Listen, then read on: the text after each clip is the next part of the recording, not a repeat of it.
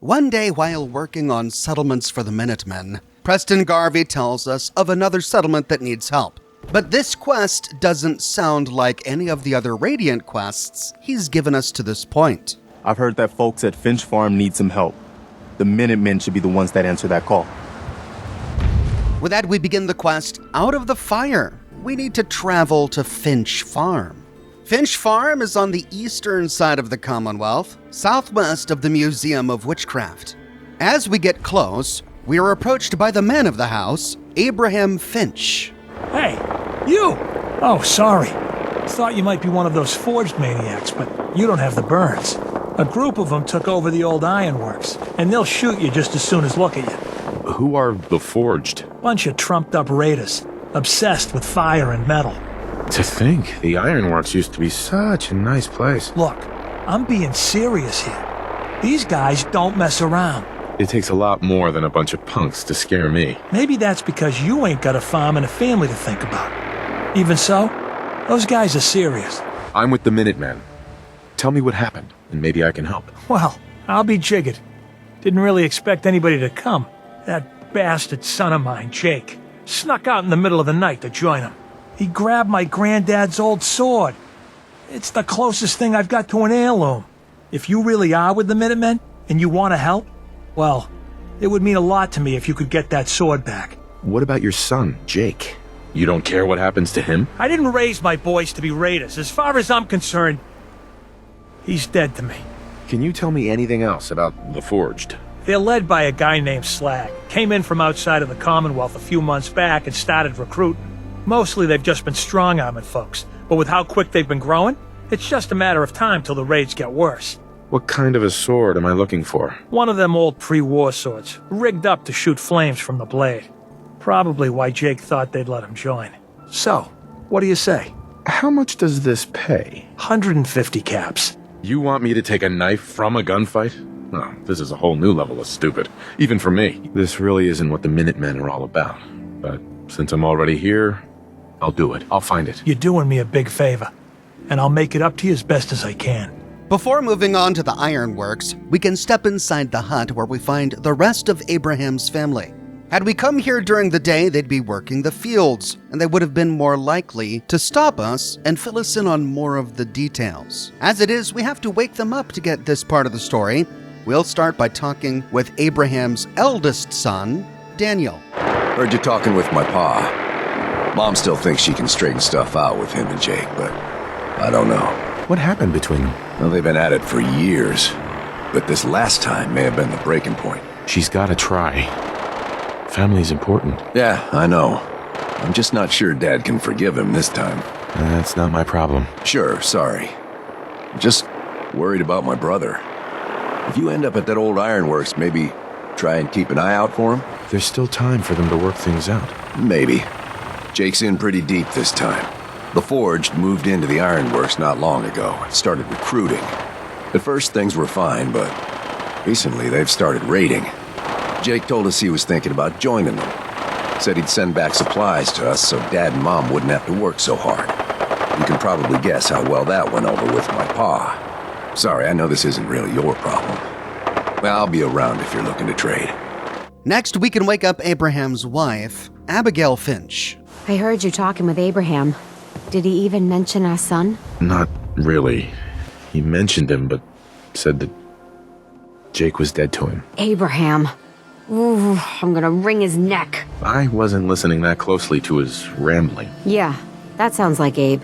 You mean Jake? Yeah, my youngest, Jake. I guess I shouldn't call him a boy, though.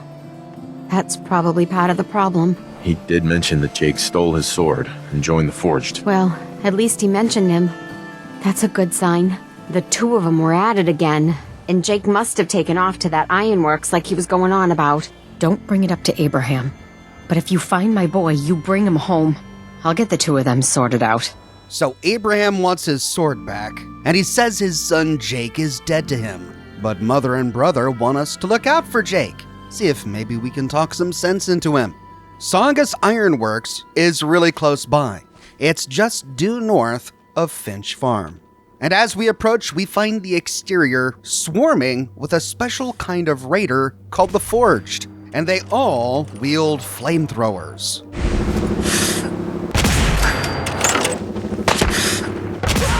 For the Commonwealth!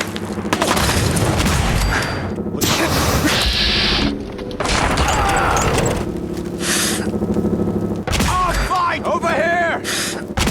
Which one? Please.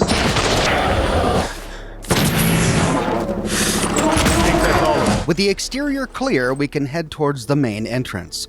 Just outside, we find a terminal on a desk. But from this terminal, we can only deactivate exterior lights. When ready, we can open the door to the Saugus Ironworks. We find ourselves in a sprawling ironworks, with huge machinery in the middle of the place and raiders patrolling the perimeter.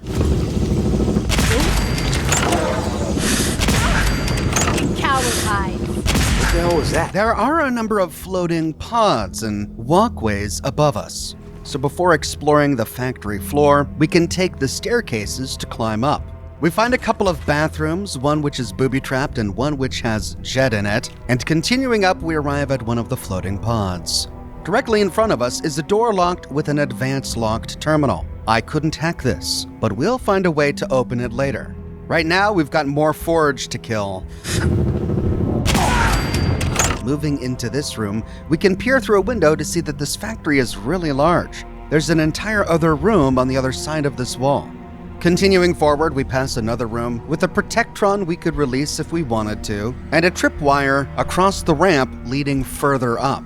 At the very top, we see a rickety scrap bridge leading east towards the other room. If we continue south and down, however, we see that the staircase wraps back around to the door that was locked with the advanced lock terminal. So to continue, we cross the scrap bridge. This leads to a hallway that connects to the other room. We arrive far above the other room, and from here, we can snipe the Forged.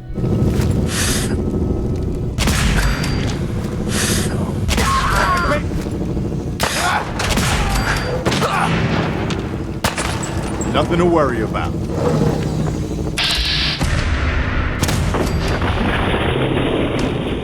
That's a lot of dead Forged, but no sign of Jake just yet. Taking a ladder down, we find an advanced locked smelter terminal. We can't pick this. We'll have to find another way in.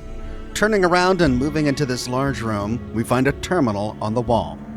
Those who failed the Forged. Arsenic. Crime? Cried out while treating wound. Sentence? Limb amputated. Exiled. Chamber. Crime? Cheated during first trial. Sentence? Offender and family fed to Forge. Damage. Crime? Ran from battle. Sentence? Fed to Forge. Duke. Died without permission during second trial. Fed to Forge. Hood. Caught stealing rations. Fed molten iron. Havoc. Gave meds to enemy. Flayed until death. Rampart. Allowed enemies to escape battle. Branded and exiled. Rife. Caught sleeping during watch. Eyes fed to Mirelurks. Exiled. Riptide. Cried out during final trial. Fed to Forge. Viper. Refused to execute civilian. Family executed. Exiled. Yancey. Refused to change name. Fed to Forge. Wow, these Forged are tough cookies. Though I do sympathize with their take on Yancey. We find a couple of paths, south or north. Moving north for now, we see a rickety bridge that moves to the west, and it's guarded by turrets. From here, we find a ramp leading down and a ramp leading up. The ramp leading down is broken, and we'll go up a little bit later. I wanted to see what was down that southern path in the room where we read the terminal. So moving that way, we see that the southern path leads us to the floor of this room of the factory. Behind a crate, we find a couple of pre-war skeletons playing Blast Radius, smoking cigarettes, and drinking Nuka-Cola Cherry. Nearby is a staircase that leads to a floating pod. On a wall is a terminal, and accessing it, we can open the nearby door. This leads us back to the first room. This was the door locked by the advanced locked terminal that we passed at the very beginning. After looting this room, we can head back down to the factory floor. We find a crucible to the west that's partially tipped over. What are these idiots playing at here? Just outside are a bunch of flayed and bloody skeletons. And there's something hanging inside the crucible. It looks like a flamethrower, but how are we going to reach it? Nearby, we find a suit of Raider power armor in a power armor frame, and on one of the bodies of the Raiders we killed is the forged Keeper's Note. We found a heavy incinerator off the bodies of some old military remnants. Didn't recognize the dog tags, but Slag was impressed with the quality of the gear. As for the incinerator, he says something this special requires a trial, a test to sort out the metal from the ore. We've had few volunteers, but that doesn't surprise me. Most of these recruits don't have the nerve to walk through fire, let alone the strength to survive it. Worse yet, I caught one of the cowards trying to cheat. I put the evidence in a toolbox by the terminals and stashed the key in one of the tin cans above it. I'll have Slag look it over before we feed her to the forge. Perhaps this cheater was Chamber, whom we already read cheated during her first trial. But sounds like she concocted a plan to pass through the fire unscathed. We've just got to find this toolbox, which the note said was by one of the terminals. But which terminal? Continuing to explore this floor, we find a number of containers and then a button on the wall. Pushing the red button turns off the molten metal that was pouring into this crucible. Not sure what to do with this yet. Perhaps we'll find out soon. For now, we gotta find this terminal. Which one was it? We've seen a number of terminals so far. Back in the room with the terminal that had the list of disciplined forged members, we find a toolbox that's locked with an expert lock. It's actually not by one of the terminals. It's opposite the terminals on the other side of the room. But since we can't pick this, we now need to find the tin cans we read about that have the key. Again, the terminal that's mentioned in the note is a bit misleading. The toolbox isn't by a terminal and the tin cans by the terminals don't have the keys. Instead, we go back to the toolbox and loot each and every tin can on the shelf above the toolbox.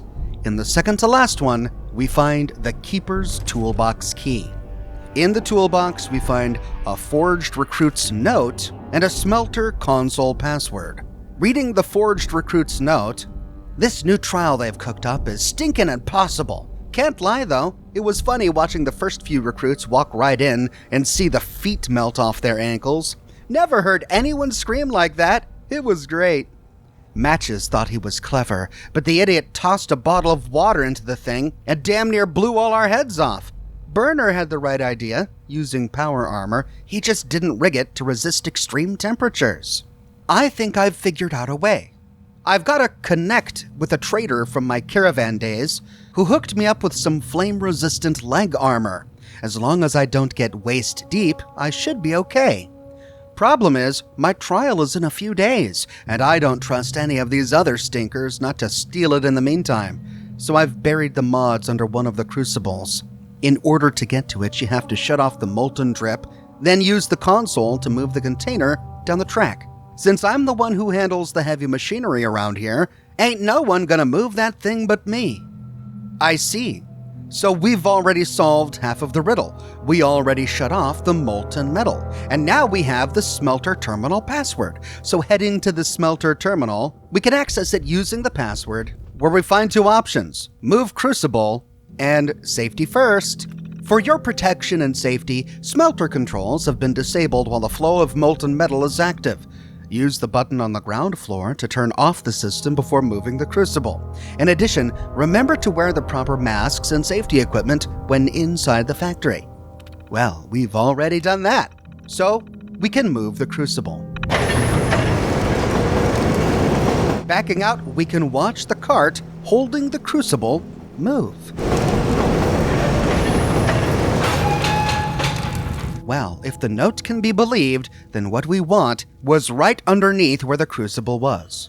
And sure enough, in a pile of dirt, we find Raider power armor legs and flame-resistant mods for those legs.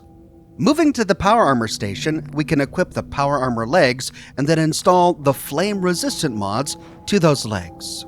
When ready, we can enter the suit of power armor, and if this works correctly, we should be able to just walk right in. Sure enough, There we go. we are unscathed. We loot a Ghoul Slayer's Heavy Incinerator. Does 50% more damage against ghouls. And with that, we complete the quest Crucible. This quest used to be a Creation Club creation until it was added to the base game in a recent update to Fallout 4.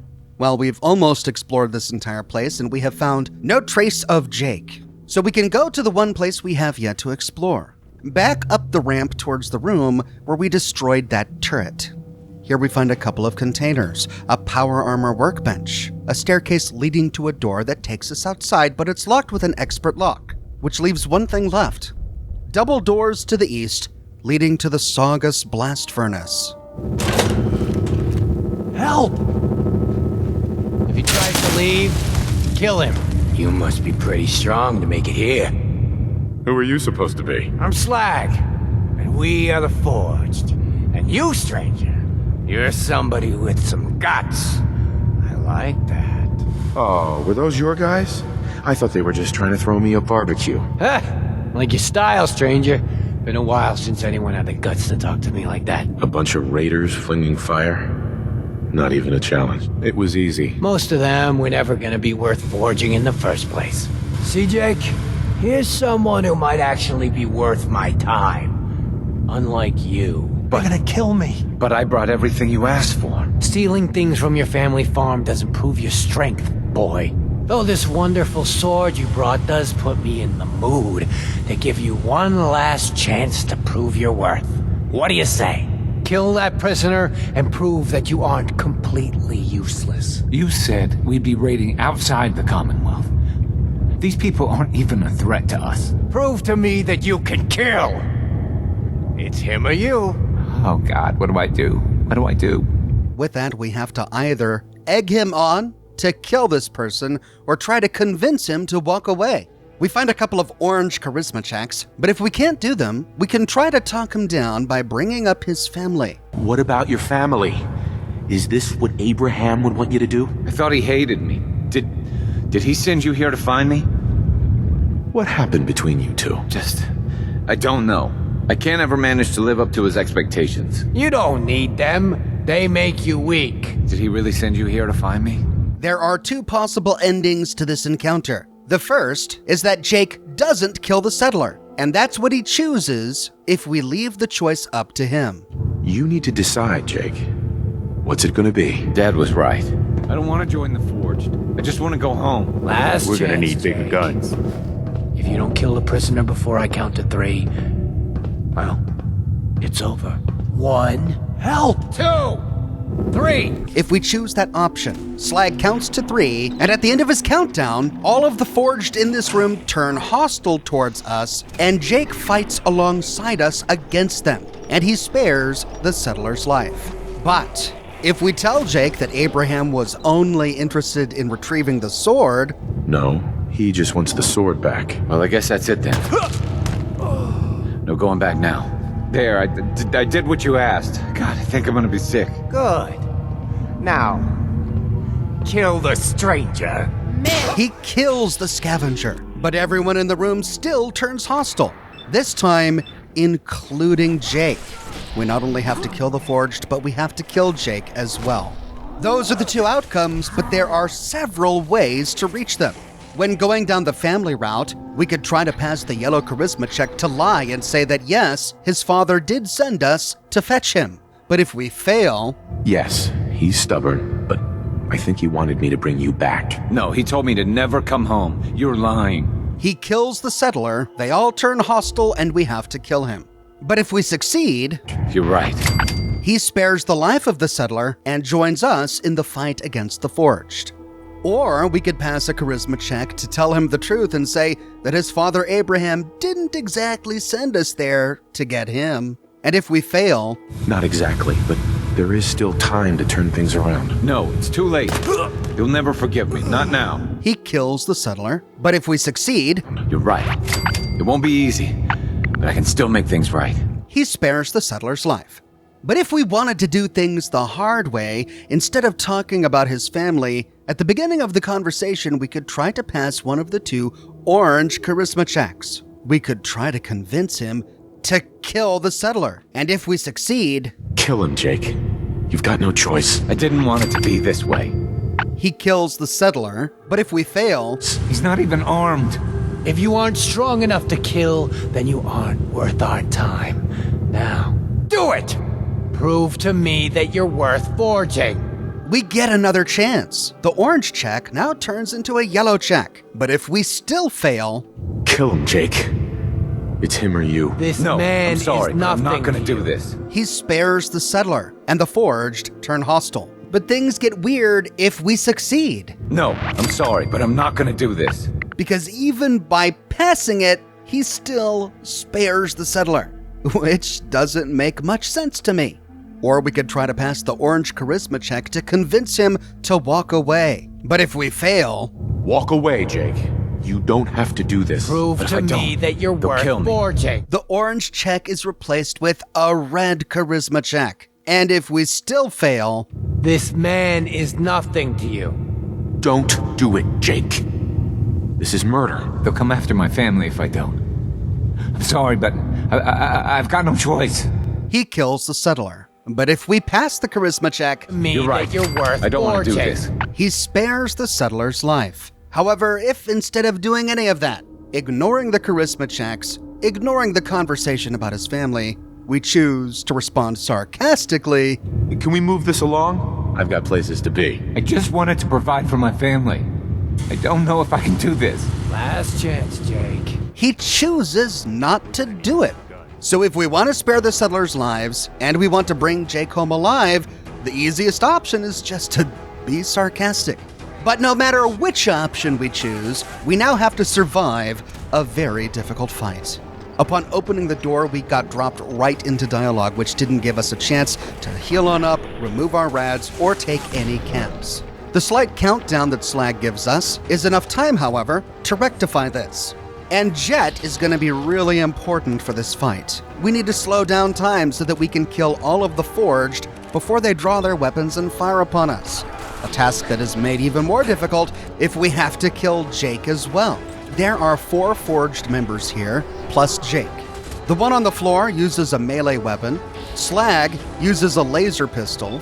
The one by the ramp uses a flamer. He's the most dangerous one. We should really kill him first. And the one on the upper floor to the right uses a rifle. A lot of jet, and anything that recharges our action points is going to be crucial to surviving this.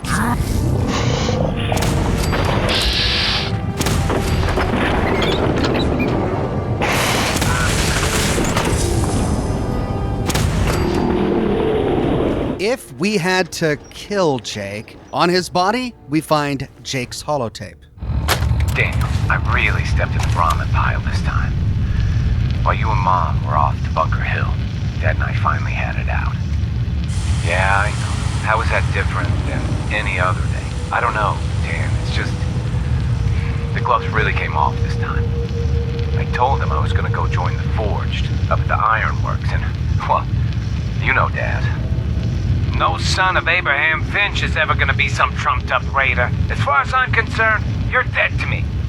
I took Great-Granddad's sword because I knew it would piss him off, but now that I'm here, I don't know. I think he might be right about these guys. They kept saying all this stuff about how joining would teach me how to be strong, but I don't know. They've got prisoners. I just want to come home. But if we spare Jake's life, we can talk to him. Wait, I'm sorry. I messed up. I panicked. What were you doing with those guys anyway? Well, I thought we'd be raiding outside of the Commonwealth, and that if I joined them, I could provide for my family. I don't know. God, my dad's right. I'm such an idiot. You're lucky I have a soft spot for dumb animals. I messed up pretty bad. I'm sorry. Whatever. Still mad at me, huh? I can't really blame you. Always happy to help. I don't know what I was thinking trying to join them. Look, I should probably try to go home and make amends. I know I've got no right to ask, but I bet if you're there to explain, things with my dad would go easier. I bet if you bring my great-granddad's sword, he'll make it worth your while. He always tries to deal fair with people. I'll wait for you by the overpass near the farm. With that, Jake races out of the room. And before we leave, we can untie the settler who's just been sitting here listening to our entire conversation.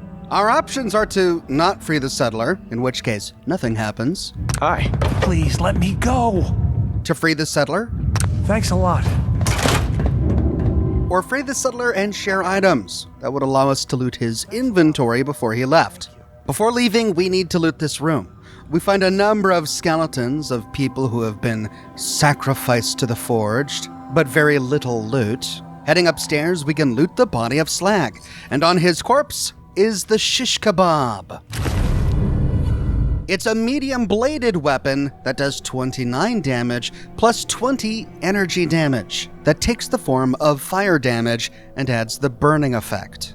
Fallout 3 veterans will recognize the shish kebab as a weapon that we could have built from scrap components in the Capital Wastelands, but this version is very different. It's much more compact. It no longer requires a motorcycle gas tank. It can be modified in a workbench, but it only has one modification: extra flame jets, which increases its energy damage. And it's pretty rare.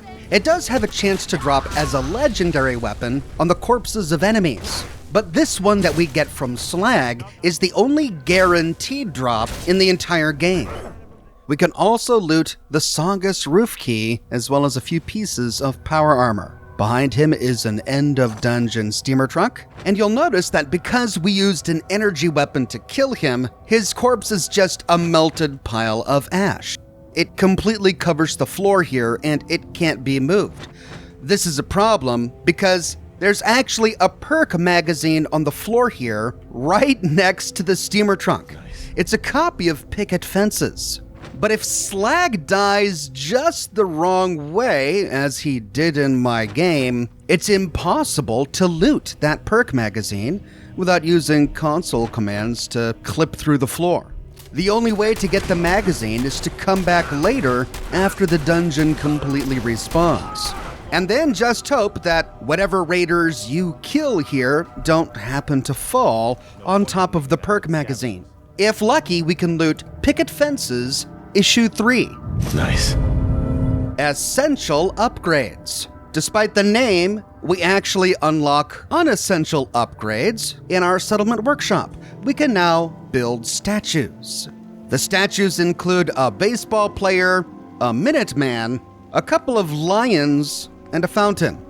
And this is also easy to miss, especially if we've trained ourselves to look down to loot. But looking up, on a console, just behind where Slag was standing, is the explosives bobblehead. Excellent. The best way to solve a problem is to make it go away. Permanently gain 15% damage with explosives.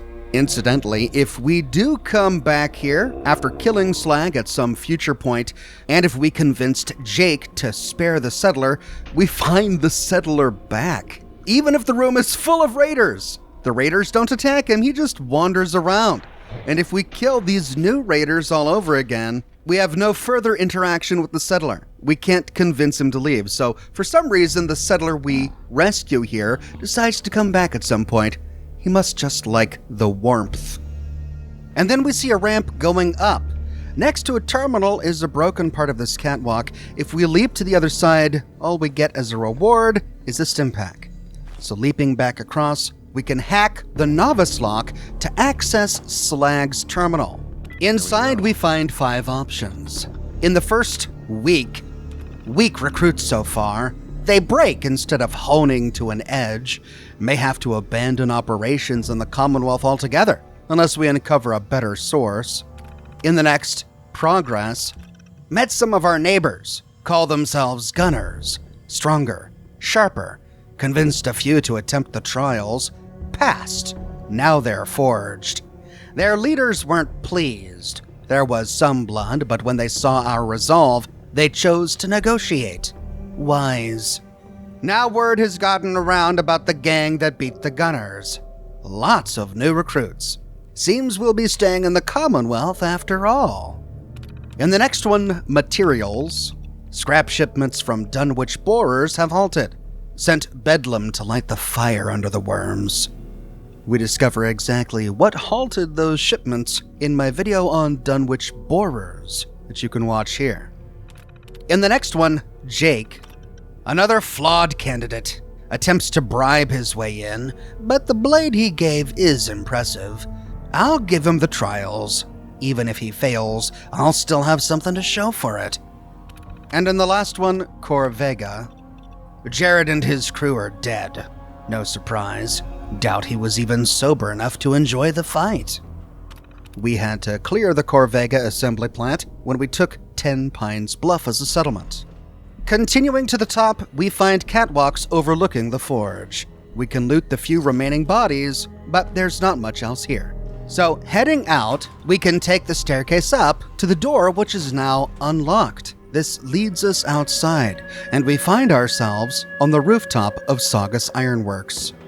From here, we can wander around and loot the bodies of the forged whom we killed while we were down below. There are a few traps we need to disarm, and we see the gunners that Slag was talking about on his terminal on top of the nearby overpass. They're close enough to spot us, and some of them have rocket launchers and other long-range weapons, so we may need to take them out. Hold up. Nothing to worry about.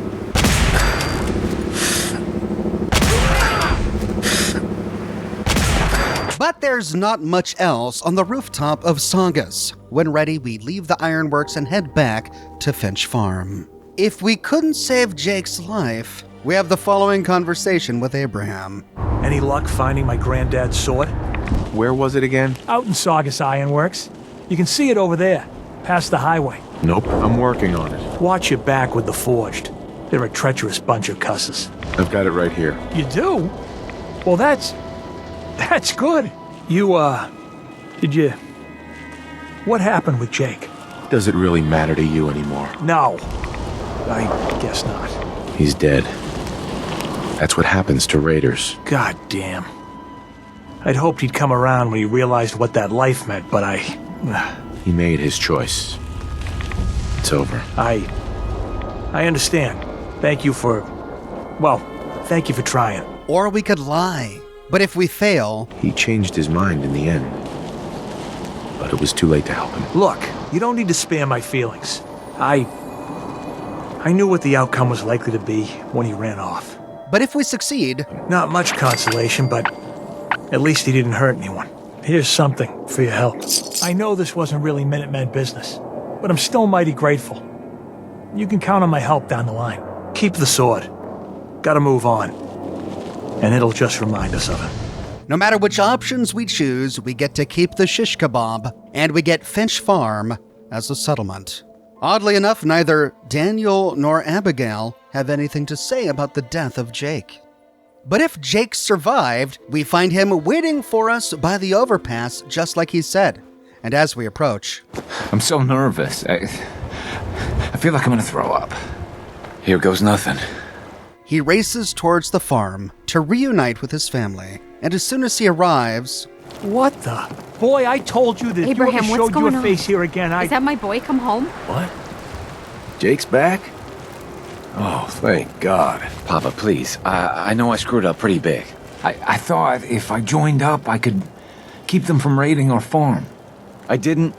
I don't want to hurt anybody. I don't care what you thought. I told you. Abraham Francis Finch, that's enough. Mama, Shut up, Jake. If I hear anything out of either of you, you'll both be peeling potatoes for the next year. I've watched you two go at it for years and tried to let you sort it out for yourselves. Abraham, your son is a grown man. And if you expect him to act like one, then you'd better stop treating him like a child. Jake, your father and I have been out there, and we know it can be dangerous. We just want to make sure you're prepared. There, it's over. And if I hear another word about it from either of you, so help me. She's right, I've been a fool. There's no way I can thank you enough. Here's the caps we agreed on, plus a bit for helping my boy. I think you should hang on to that sword. It'd put a smile on Granddad's face to know it was being used to help people. Anything else need doing? I'll let you know if I hear of any settlements that need our help. In the meantime, make sure to offer help to anyone that needs it. That can only help our cause.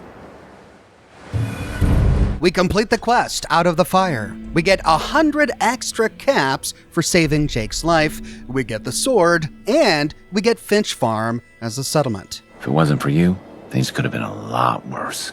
The Finch family are our first 4 settlers for this settlement. 3, of course, if we don't save Jake. And Daniel is a merchant. He's got about 340 caps to barter with, and the most valuable thing he can sell are settlement shipments. And from time to time, we can overhear conversations amongst the family. Where'd you put those fusion cells I set out the other day? I put them back in your junk pile, dear. You know the rule. Anything that ain't on the workbench is fair game when I'm cleaning. Well, couldn't you have asked me first, woman? I had to dig around in that pile for 2 hours straight to find those damn things. Really? If I had to stop and ask about every piece of scrap you left laying around, I'd need a week just to tidy up the house. That's why we made that rule in the first place. And I might remind you, Abraham Lowell Finch, that you agreed to it. All right. I get the point, woman. I'll believe it when I see it. Finch Farm is a great little settlement because it's got plenty of flat land for farming. It's right next to water, and it's pretty unique in that it's one of the few settlements in the game that allow us to construct on the freeway. It has a tall build height, so if we can reach it, we can create a settlement on top of the freeway overpass. The trick is getting to it. We could try using the elevators that come with the Contraptions Workshop DLC, but these are problematic because even the tallest one, the 4-floor elevator, doesn't reach the top of the overpass. So we'd still have to build a platform upon which to place another elevator or some stairs to finish the trek to the top. And settlers don't use the elevators. So instead, I decided to build a platform staircase leading to the top. And it was really tricky trying to align this with the walkable level of the overpass. It took a lot of finagling, but eventually I was successful. The overpass itself has a few flat areas, but there are car barricades in the middle of the freeway that make it difficult to plop down prefab houses. Instead, I chose to build platforms on top of the overpass and then place the prefabs on top of the platforms. The freeway has lots of holes, and the last thing I wanted to see was a bunch of settlers falling down the holes to their deaths. So I blocked up the holes with small shack floors as best as I could. After adding beds and decorating, wiring it with electricity, activating the recruitment beacon, and filling it with pets, over time I eventually got it to 100 happiness. I decided to leave the ground level mostly intact. I only scrapped things if they got in the way, and I left the junk pile intact as well, because overhearing conversations amongst the family we learn that Abraham Finch is a bit of a hoarder. He collects a lot of rubbish. Collecting scrap's a hobby of mine. You probably saw the pile by the house. And he's really proud of his scrap collection. I didn't want to rob him of that, so I left all of the junk in place. And I mostly built on top of the freeway. Here's a before and after montage of my finished Finch Farm.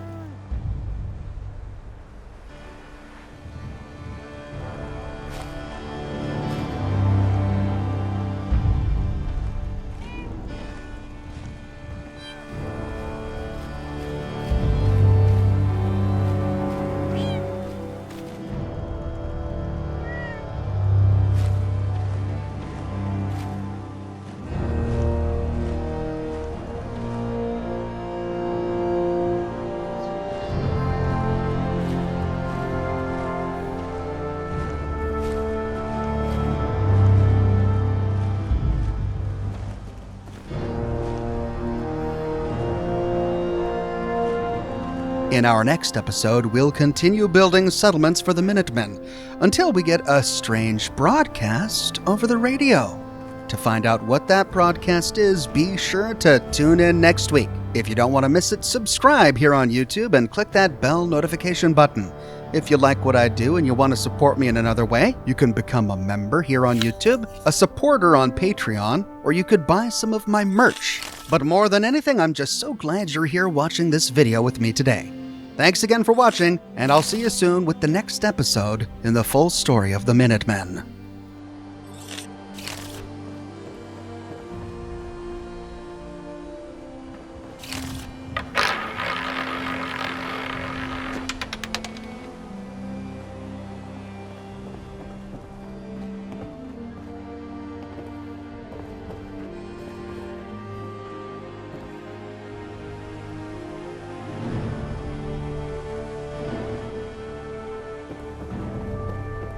Huh?